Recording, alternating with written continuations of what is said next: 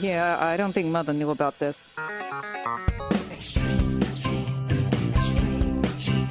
Uncle Marvin was strangled by his own beard.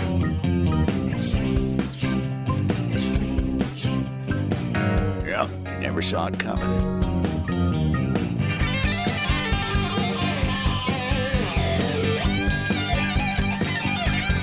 And welcome to another spine-tingling edition of Extreme Genes, America's Family History Show. It is Fisher here, your radio root sleuth on the program where we shake your family tree and watch the nuts fall out. And this segment is brought to you by LegacyTree.com. Welcome, welcome, welcome. Glad to have you. We got some great guests again today. Michelle Chubenko is going to be on with us a little bit later on. She's a researcher in New Jersey with LegacyTree.com, and she's into Eastern European records. And if you've ever tried to do this in the past with the changing borders and the wars, it's really difficult work.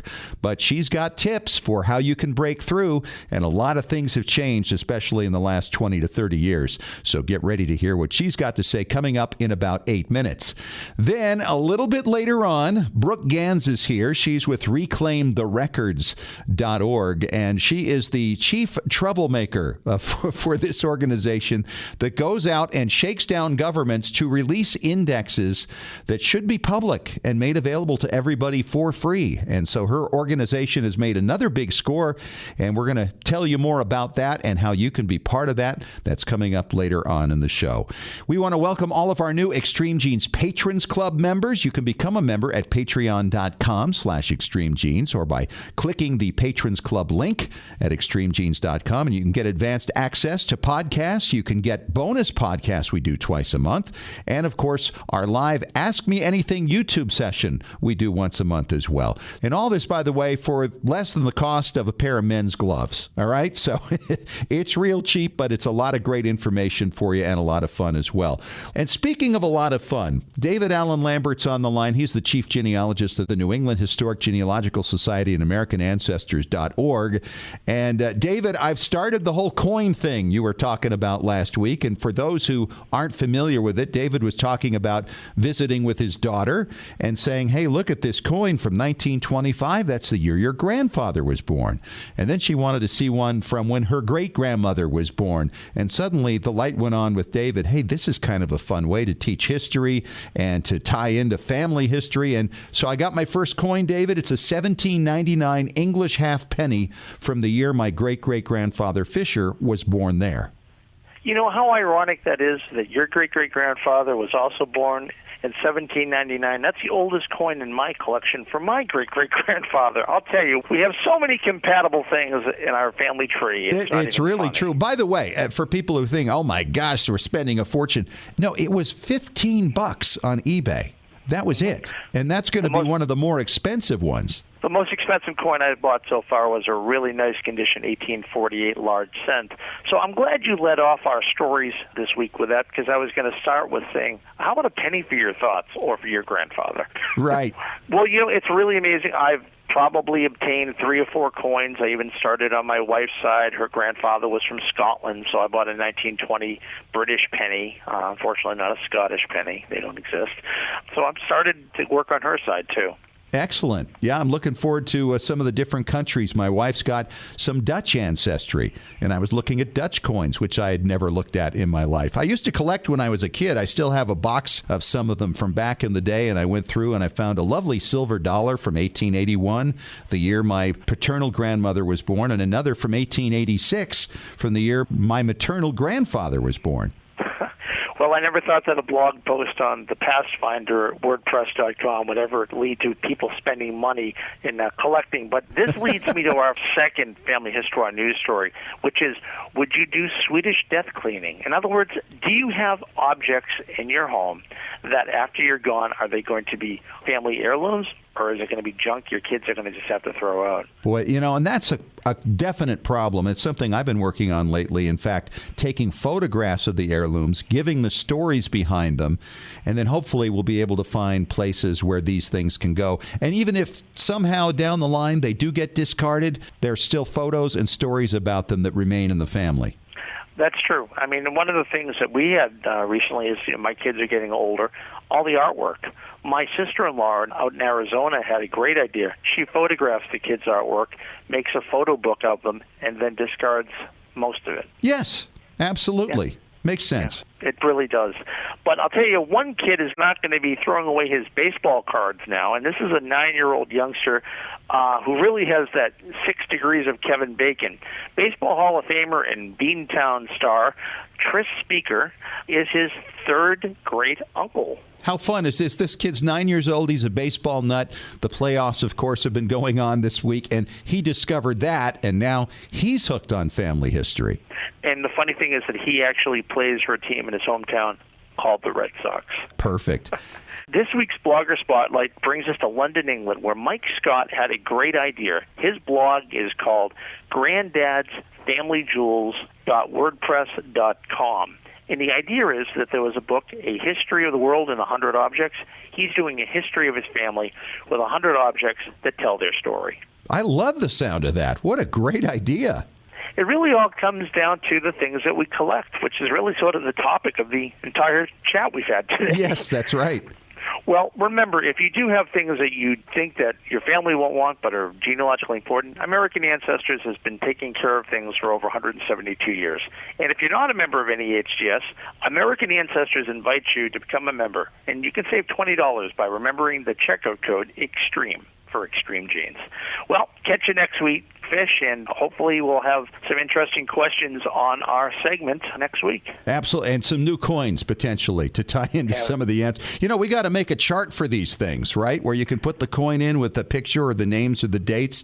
Very interesting project. We'll get to it. Thanks, David. Yep. Talk to you later. All right. And coming up next, we're going to talk to a New Jersey researcher, Michelle Chubenko, who's with LegacyTree.com. She specializes in Eastern European records. Boy, it's a tough area to get into because of all the wars and the changing borders, but she's got some great tips for you. And also later on in the show, Brooke Gans is back from Reclaim the Records. She's got a little tie-in with New Jersey this week as well that she's going to want to tell you about. And, of course, give you tips on how you can start reclaiming the records in your area. It's all coming up. Michelle is next in 3 minutes on Extreme Genes, America's Family History Show.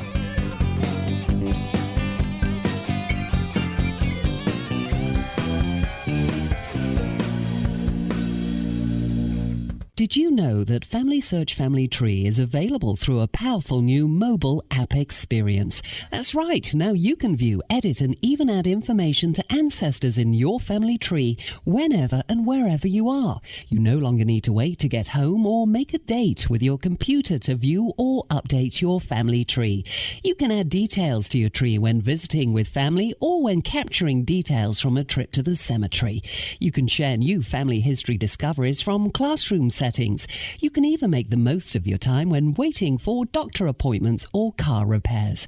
Get started today by downloading the free Family Search Family Tree app to your Apple or Android device. Visit familysearch.org/tree app to get the Family Tree app for free.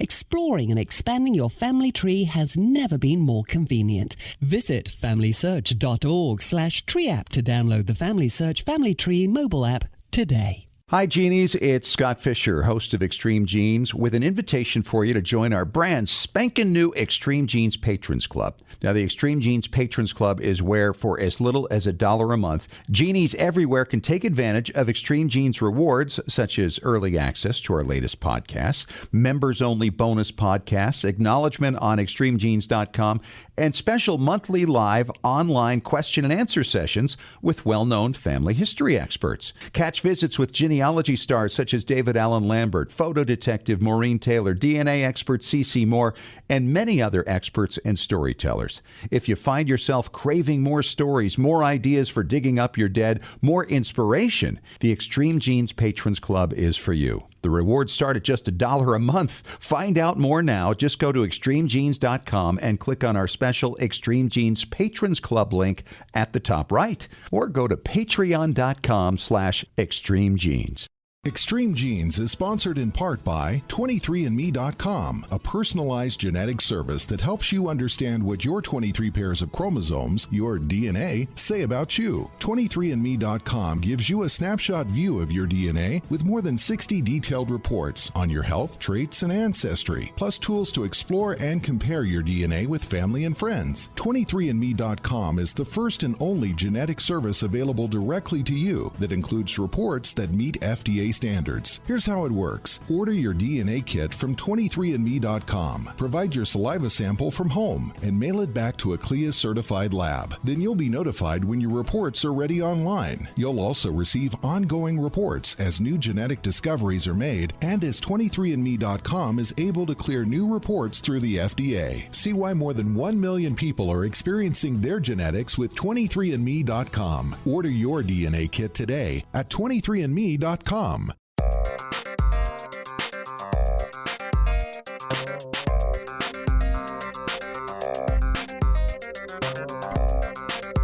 And we're back. It's Extreme Genes, America's family history show, and extremegenes.com. It is Fisher here, your radio root sleuth.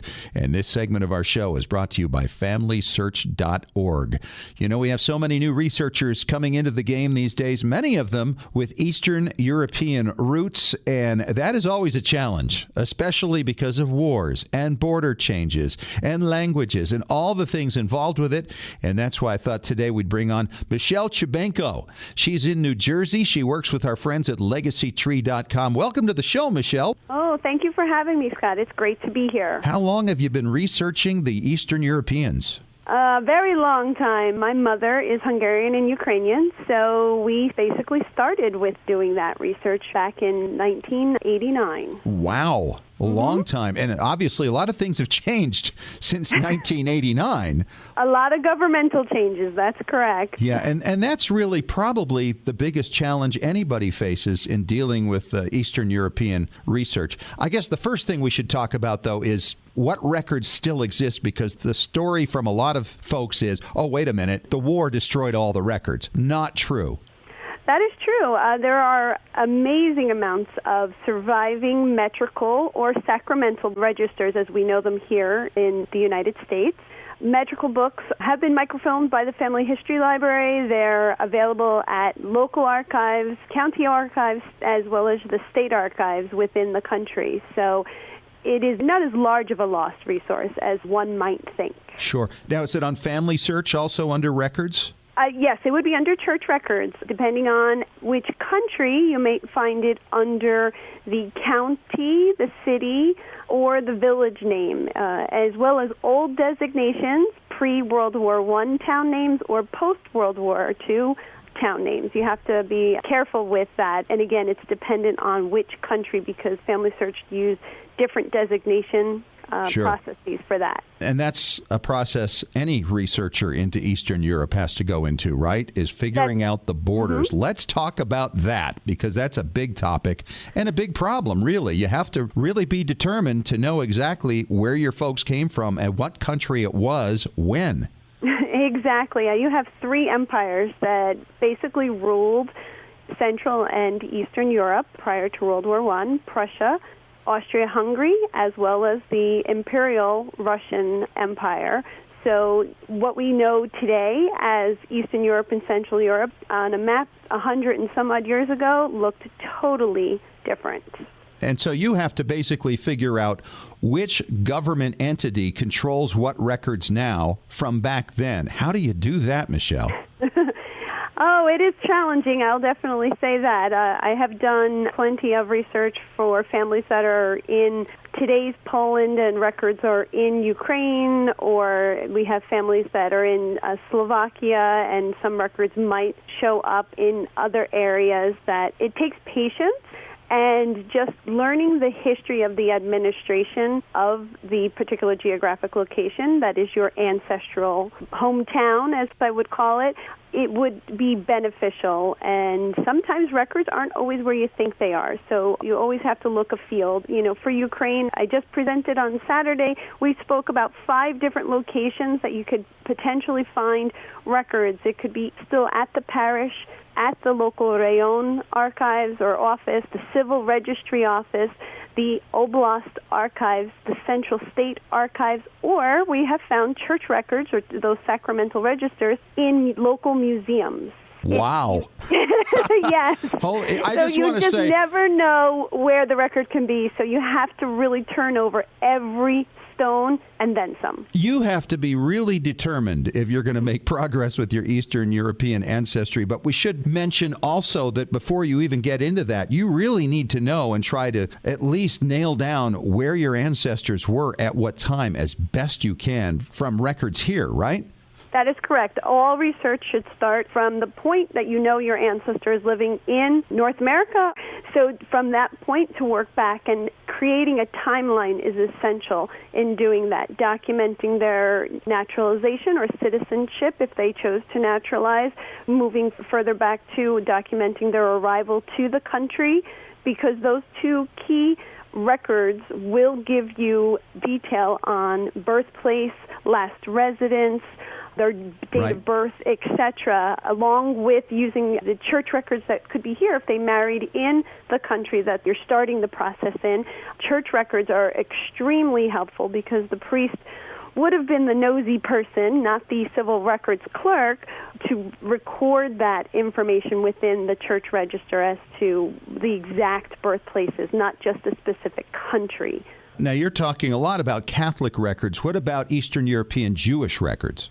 Jewish records still exist and can be used. They are located within civil registry offices. They're located within district archives as well as the state archives or the country archives. Sometimes they're far afield. They may not be in the general location. They may have been all gathered up and moved more to a central archives repository. So again, knowing the exact location and finding out the jurisdiction for that rabbinical community, because the community not only just saw the larger town, it also oversaw the smaller villages outside of those larger communities. So if you have a smaller ancestral location, you might need to move over to that next big town, and doing that history on the rabbinical councils or the governments for that area would assist you in determining what town you should be focusing on. Well, first of all, this is one of the reasons why we transcribe every program. So when you find the podcast of it, you can follow along in written form exactly what Michelle's talking about. But the bottom line is, even in America, it's sometimes difficult to know what jurisdiction certain records would be in by county, by the village. But to deal with it in Europe has got to be really challenging. Now, you talked about the fact that a lot of records did survive the war. And that is great news for anybody who's considering taking this journey. How many did not? Which areas were really hurt in that direction? Well, the best place to see where those hotspots, those areas that could have suffered loss, would be to study the maps of the fronts for the Allied forces as well as the Axis forces across Europe. And you could probably figure out where more extensive loss could have occurred. But again, records were often protected by the priest or pastor or rabbi and moved to secure locations. If they were leaving a village, they might have taken the records with them. So sometimes that method doesn't always work, but consulting military maps can assist you in determining whether you're not finding records. Is it due to military action loss instead of a synagogue fire or a flood that took out the church or the house of the priest? So knowing a lot of different aspects of your ancestral village will give you clues as to determining why records could be lost or not where you think they should be. Boy, it sounds to me like it's not a bad idea to take a trip over there, even at the beginning of your research, just to get an idea of how things were laid out.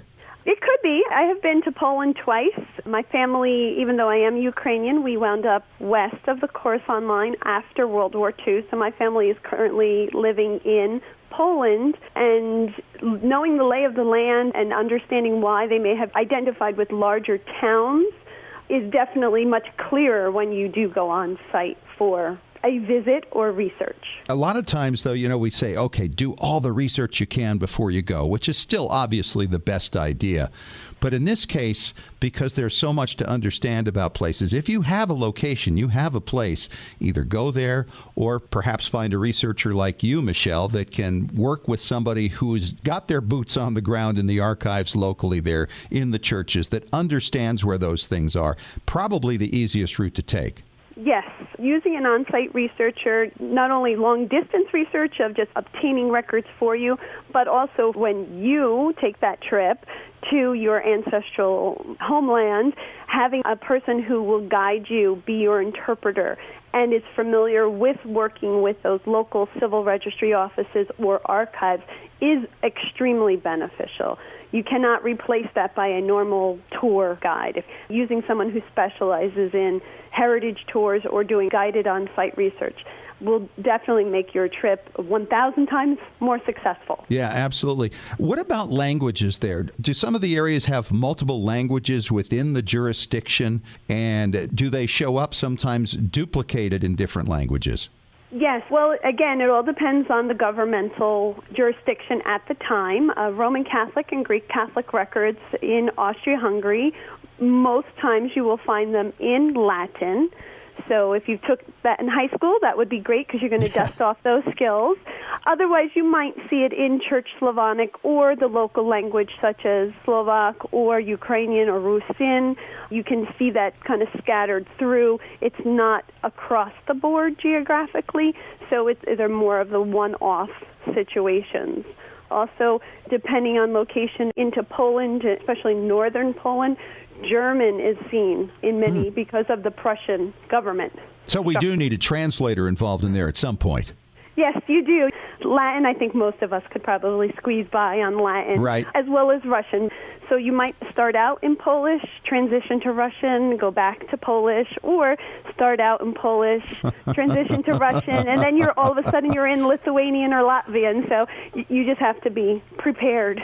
Unbelievable. She's Michelle Chubenko. She's in New Jersey. She's with LegacyTree.com, an Eastern European record specialist. It was worth the time. Thanks so much, Michelle. Thank you for having me. And coming up next, we're going to talk to Brooke Gans. She is the chief troublemaker with our friends at Reclaim the Records. They've done it again. We'll tell you what she's found coming up in 5 minutes on Extreme Genes, America's Family History Show.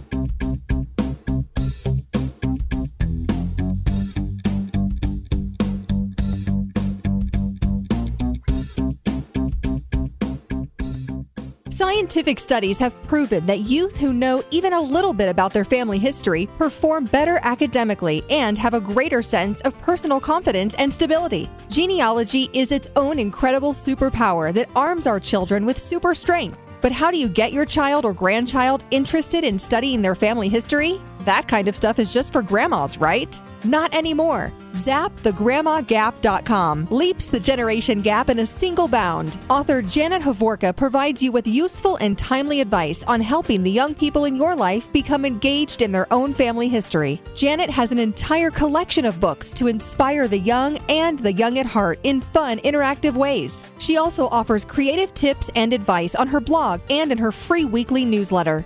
Stop by ZapTheGrandmaGap.com today to sign up for Janet's free email newsletter with 52 weeks of easy tips, free downloads, and order your set of resource books and workbooks. Looking for an easy way to show off your family history and share it with your family? Family Chartmasters offers beautiful custom pedigree art pieces and inexpensive family reunion draft charts in any design or size that fits your needs. With a free consultation at FamilyChartmasters.com, you can get started creating a new family masterpiece. Family Chartmasters has over 11 years of experience in creating and printing family charts. They can print any style of genealogy chart from any genealogy file and can create exactly what you're looking for. You'll work with a specialized and talented consultant whose goal is to make you happy. Decorative charts make fantastic gifts for all occasions. And with Family Chartmasters' option of ordering duplicate charts at half price along with your original purchase at full price, you can afford to give a family heirloom to each member of your family. Contact Family Chartmasters today at FamilyChartmasters.com for your free consultation. Family Chartmasters will give the greatest care to your family history.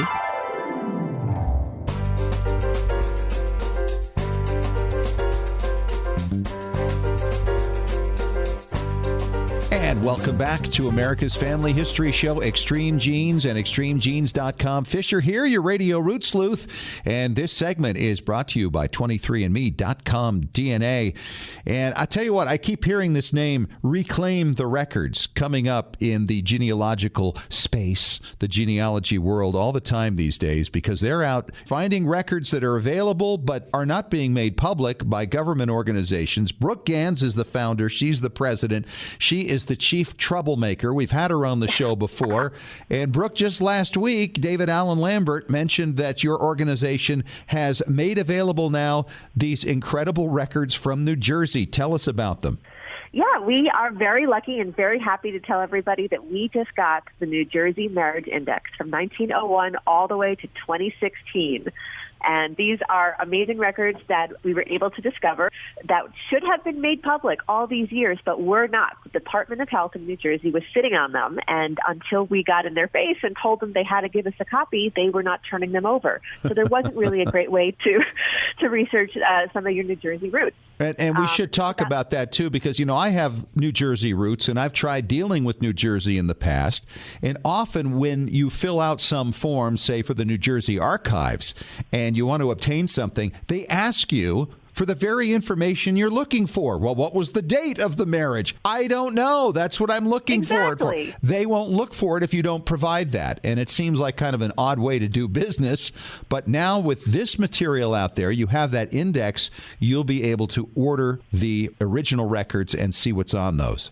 Exactly. We at Reclaim the Records want to see every state have all of their indexes put online for free. We're not necessarily talking about the real certificates, but just the index, the finding aid, so we know what exists in the first place. I like to say it's like if you went to a restaurant and they never published their menu, how would you know what to ask them for dinner? You wouldn't know what they have. And if the states are going to open up and finally publish these indexes, people will finally realize that, oh, my relative was married there. I can go order that record now. And the state will therefore get the revenue from ordering the record, and you'll get your data, and everybody's happy. And these are free, by the way, these records. And That's right. You can find them at a place called archive.org. Archive.org, not to be confused with archives.com. Different place. That's right. Archive.org is the Internet Archive, which is a nonprofit library online. And every time Reclaim the Records wins free records from one of these state or city archives or libraries or agencies, we upload it to the Internet Archive, archive.org, because it is free for us to upload things there. They don't charge us storage fees, but it's also free for everybody to use. You don't need to have a login. There's no paywall. It should be available to everybody. These are records that are in the public domain. They were created by the government, and therefore there is no copyright. They should just be free, and that's what we like to see happen, and that's why we put things on the Internet Archive. We're big fans of theirs. And by the way, these marriage records, they do have a little gap in them right now. In fact, right in the middle of my dad's first marriage, 1935 in New Jersey. But that's being taken care of. Tell us about that. That's right. When we got these records, we got whatever New Jersey Department of Health had. And what we discovered is they were missing a little of their own data. But we were very lucky. We found that for the missing years, which were in the mid-1930s, there was a copy of the data at the New Jersey State Archives in Trenton, New Jersey. We were able to reach out to their executive director, a very nice guy, a genealogist himself, and we asked them, we're missing some years from the 1930s. We know you have the copies. Can we get copies from you? And they said, sure. They sold us 6 microfilms, and the wonderful people at Family Search once again stepped up, and they said they wanted to donate the scanning to us for free. So we shipped the box with the 6 microfilms to Salt Lake City. They're being scanned now. And as soon as we get that data scanned, we'll upload it. And that will fill in the gap in the 1930s where we're missing some records at the moment. But every other year right now, from 1901 to 2000, is online now, and you can use them and look up your relatives' New Jersey marriages. Now, we should say right now what's online is images. It's not a text searchable database yet. Right. It's the images that we got from the state. So you do have to search them year by year. However, they are in alphabetical order by bride surname, and then for some years, but not all, we also have a second copy of the data that was sorted by the groom's surname. So we have the bride's index for every year, and we have the groom's index for some, but not all years. We also have data in the 21st century from 2001 to 2016, up Wow. to December 31st, 2016. And I want to mention, by the way, that this was not just done by your organization. It was somebody who was inspired by your organization who stepped up and said, gee, I like what they're doing. I want to do it. And now he's part of you. That's right. We are very happy at Reclaim the Records that people have been taking a lead from us and not just waiting to see what are you going to publish next, but they are taking it upon themselves to go get records and imitate what we've done using public records laws and freedom of information laws and sunshine laws to get the records, not just passively sit and wait and hope that they'll fall out of the sky from the records fairy. And somebody who is a genealogist, a young genealogist in New York named Alex Ferretti, he is relatively young, but he's been doing this for a long time. He's very serious about this. He is a master's degree student in New York who is studying archives and library science. He liked what we had been doing for the past 3 years, getting records from all these different agencies. And so he looked around and said, where can I make a difference? Where can I start getting more records made available to the public? And he realized that New Jersey had laws on the books that said that the marriage index was supposed to be a public record all these years. It's just that nobody had ever challenged the state on it. But he filed an Open Public Act request, OPRA, Oprah, and he filed that request with New Jersey and said, based on your vital records laws, it says that you have to make an index of your marriages and that the index is supposed to be open to the public. Yes, the certificates have strict privacy requirements, but the index doesn't. It says right here, public documents. Well, New Jersey, unfortunately, turned him down. They denied his request, saying, sorry, we have very strict rules about this, blah, blah, blah. Alex was not deterred. He kept going. He took it to the Government Records Council, the GRC, and he said, this is supposed to be an open record. And the GRC said, well, we can't really give you an answer one way or the other. We've never had real case law about this before. You're going to have to either take this to mediation or take it to court. And at that point, Alex thought, uh-oh. So he contacted us and said to us, this is what I'm doing, and can you help me? And we said, of course, we're thrilled that you're doing this. We're thrilled to see other genealogists taking the initiative to go after public records laws. We want the Oprah law to say, you get a record, and you get a record, and you get a record. Exactly. Fantastic. We want our records back, and we are tired of asking nicely and watching them get locked away for years and years and years. Sure. So we teamed up with Alex Ferretti, and we hooked him up with our attorney, and we were ready to step in and fund a fight, a lawsuit, if this is what it's going to take to get these records open. We think it's that important that public records be returned to the public. Luckily, things went really well, and the state backed down all of a sudden. And then at the last minute, they didn't even charge us for the records. Wow. They were absolutely allowed to charge us under the law, for the fair costs. We're not trying to get something for nothing. They're allowed to recoup their labor costs and the cost of the hard drive and things like that. But they didn't charge us. So let me ask you then, I mean, at the end of the day here, do you think they were intimidated because Reclaim the Records was now getting involved? I don't know if we have that much name recognition yet. However, with every state that we have one of these cases go forward, more and more they are starting to compare notes, and they are recognizing that genealogists and archivists and historians are not going to sit idly by anymore and just wait and hope and beg for the government to release our records. Wow, that's incredible. Other states, what's going on there real quick? So we have a to-do list on our website, reclaimtherecords.org. And on that site, we have a to-do list, and we publicly list a lot of our future targets. We have freedom of information requests, a number of them pending in New York at the moment, but we are expanding to other states. We have some brand new states in the Rocky Mountains and the Midwest that we're going to be announcing very soon. And we have a lawsuit pending in Missouri asking for their birth index and death index. She's the Gal Gadot of genealogy. She's Brooke Gans. She's the president and CEO of Reclaim the Records. That's exciting news about New Jersey. Can't wait to sort through it myself. Talk to you again soon. Absolutely. Thanks for having me on. And coming up next, Tom Perry talking preservation on Extreme Genes, America's Family History Show in 3 minutes.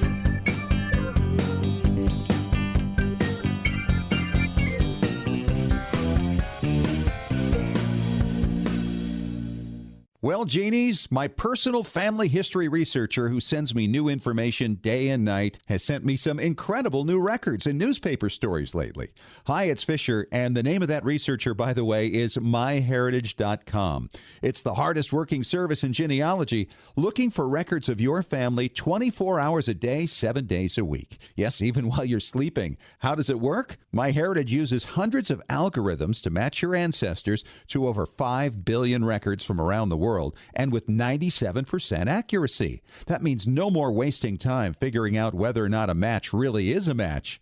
I hear from listeners all the time who are shocked with how much information is accurately found and then passed along.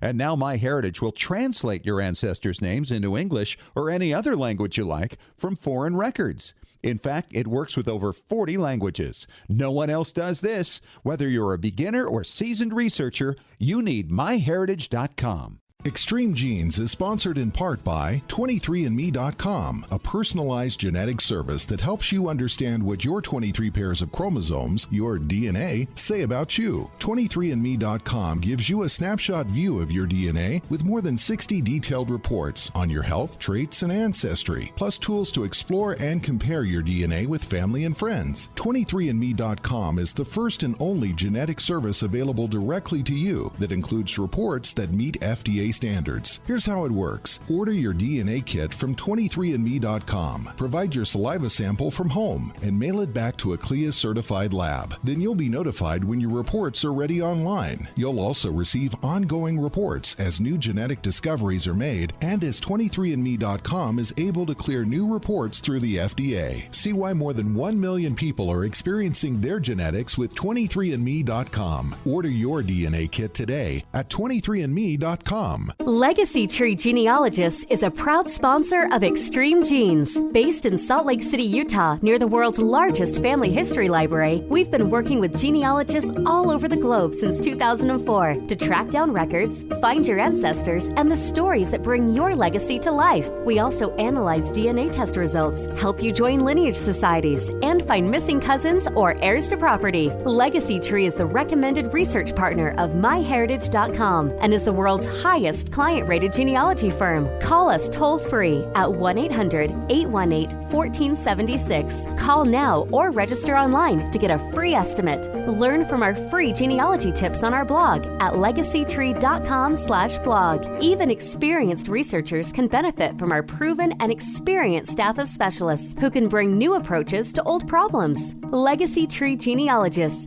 We do the research. You enjoy the discoveries. legacytree.com.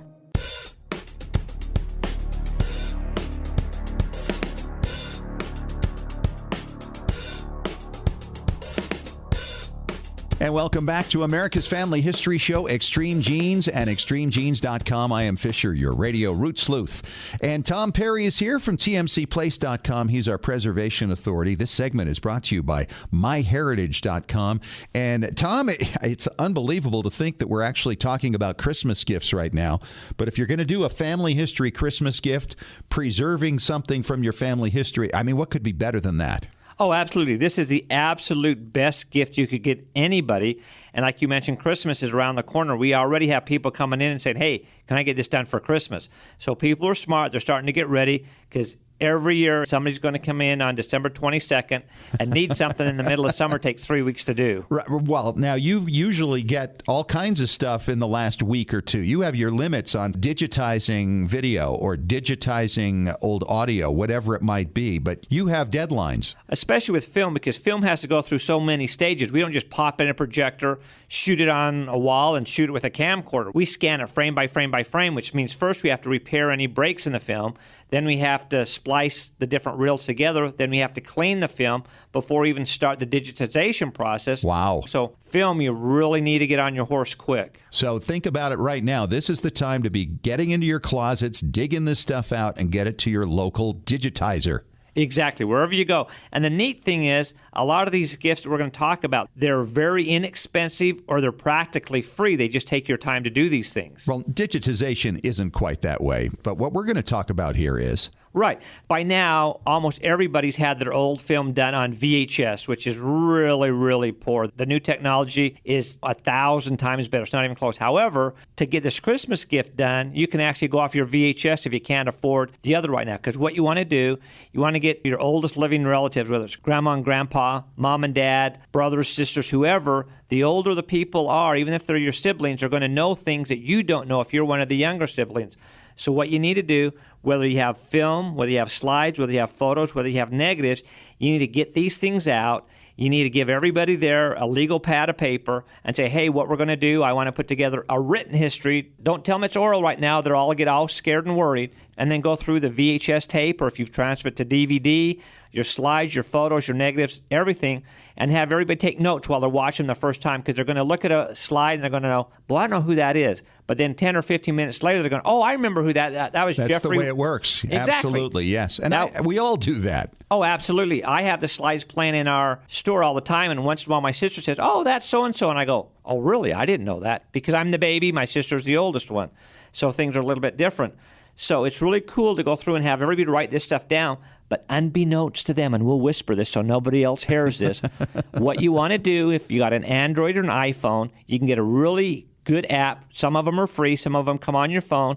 That's a recorder. And so what you'll do is when you first start doing everything, you'll turn your recorder on and let it just run. You're going to get a lot of gobbledygook and stuff, but it's going to give you some choice pieces. And let me tell you, first of all, your phones aren't the best recorders for audio, but you can get an Olympus DS2. It's a little handheld digital voice recorder.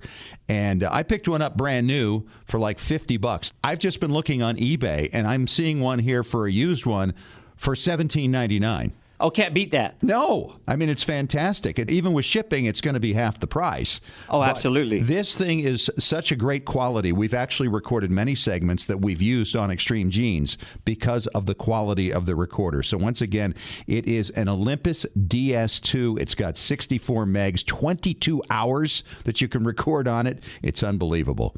And see, that's a great way to go when you're really doing really, really good stuff. But if you're in a situation where you know mom and dad's going to freeze up, use your iPhone, use your Android. That's going to be your base set that you're going to put together. And then you get something like Heritage Collector Software, put them together, and you'll have a wonderful gift. And we'll talk a little bit more about that after the break. All right, coming up in 3 minutes on Extreme Genes, America's Family History Show.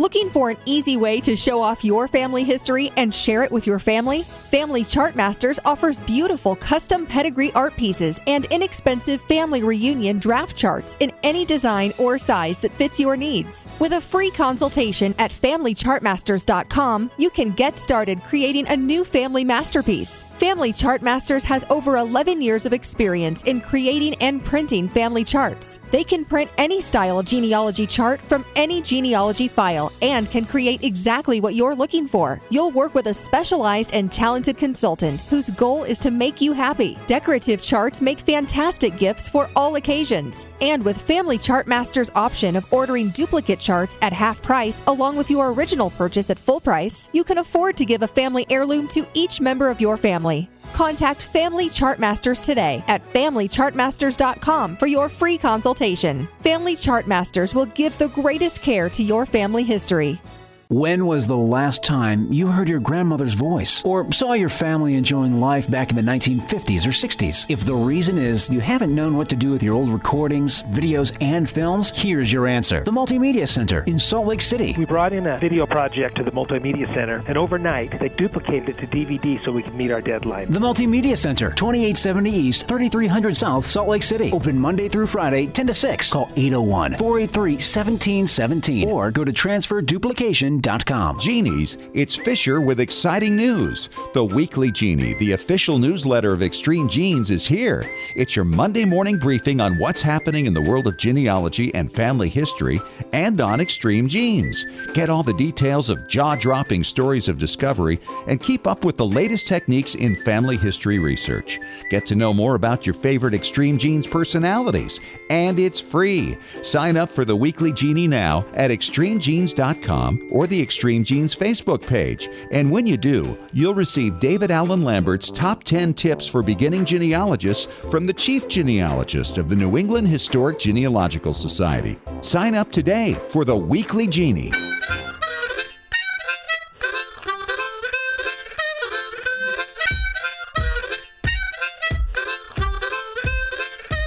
And we are back. It's our final segment of Extreme Genes, America's family history show, and extremegenes.com. Fisher here, your radio root sleuth. That is Tom Perry from tmcplace.com, our preservation authority. And we're talking about a very inexpensive yet very cool holiday gift for the entire family. And that would be when everybody's together for Hanukkah or Christmas, whatever it might be, share photographs with them and get them to write down what they remember about the people in the photographs or the circumstances that the photographs were taken in, but also secretly or openly, if you think that people can handle that, record them so you can get some oral history. And that's why it's good, like we mentioned, to also have the legal pad to write things down, because you might be listening to your recording and say, now, was that Aunt Berthel or Ethel that they were talking about? Mm-hmm. You can go back and look at their notes, and if you want to wait and do it at Hanukkah or Christmas, whatever your festivities are, that's a great way to do it. If you want to make something ahead of time, before you get to the festivities, there's two different ways you can do it. And you don't need good quality, because all they're going to be doing is writing down who these people are, talking to you about it. You can send them photocopies, or just take out your camera phone and shoot pictures and email them to them. If you have a shot box, just do the whole album page. Don't worry about making it good. Just do it quick, get it to them, send them copies of the DVDs, the VHS, and kind of collaborate with everybody and find out who these people are so you can put something together really nice. Or if you have a DVA cloud, you can put all the stuff in the DVA cloud, and then anybody can go and collaborate on it that you put their email in as giving them permission. So they can go in the collaboration window and you can say, hey, slide 42, we have no clue who the person is in the yellow dress and the blue hat. Who are they? And somebody's going to know. It's kind of like the crowdsourcing type thing. Perfect. I love that. And so they'll go in and say, oh, that's Aunt Martha, and they'll write a little bit about them. So then you get all these different things put together, and then you make an heirloom that is going to be priceless that you hand out to everybody at your holiday festivities. Okay, the downside is you're probably going to be a little late. It's going to be after the holiday. But who cares? I mean, Exactly. This is the time to get everybody together and to do this thing. Just make sure you follow up when the holidays are done. You know, one other thought, too, is that you could actually maybe project these photographs up on a wall or on a screen somewhere, or just on a computer, and have everybody sit around and then record the comments about the photographs and the memories that those photographs bring on. That's a good way to do it. Like, I've seen people that have the shot boxes. They have their photos, they have their photo albums, all these different things in the shot box, and they get one of those really inexpensive camera phones and point it into the shot box, because it'll be perfectly lit. Plug that into your computer, and then have your computer into one of these widescreen display units, which are really cheap, and throw it on the wall and pass them through, and just have your recorder going, ask people to take notes, do whatever. And it's a great way to get everybody involved, because somebody you might not even realize will have the answer to who that person is. Wow, what a great idea. So this is something you got to start working on right now, because you got to select what those photos are going to be. Can't do everything. There's so many of them. Right. Take out the obvious ones where everybody knows who these people are, or the scenery. Nobody needs to identify scenery. That's not really important unless there's a person in it. And get all the people, find out who they are, especially the old black and whites. Just get them in a way that everybody can see them, like we just mentioned with the shot box. Display them on the wall. And then when you get all this stuff together, it's like, okay, now how do I put it all together? Now I've got the collaboration. Get the Heritage Collector software. It'll let you combine all the different things together and make all kinds of cool things. Boy, that is such great advice. All right, thanks so much, Tom. Good to see you again, and we'll talk again next week. My pleasure. Hey, that is our show for this week. Thanks so much for joining us. Don't forget to get signed up for our brand new Extreme Genes Patrons Club. You can go to two places to do it. Go to patreon.com/extremegenes, or just click on the Patrons Club link at extremegenes.com. And what you can do there for the price of, say, just a juicy hamburger once a month, you can wind up with early access to all the podcasts. You get 2 bonus podcasts, commercial free, I might add, plus our live YouTube Ask Us Anything presentation we do once a month as well. Also, if you're not getting our weekly Genie newsletter, you are missing out on a great column, well, by me, and all kinds of great links to great stories. We send it out once a week. You're going to love it. Take care. We'll talk to you again next week. And remember, as far as everyone knows, we're a nice, normal family.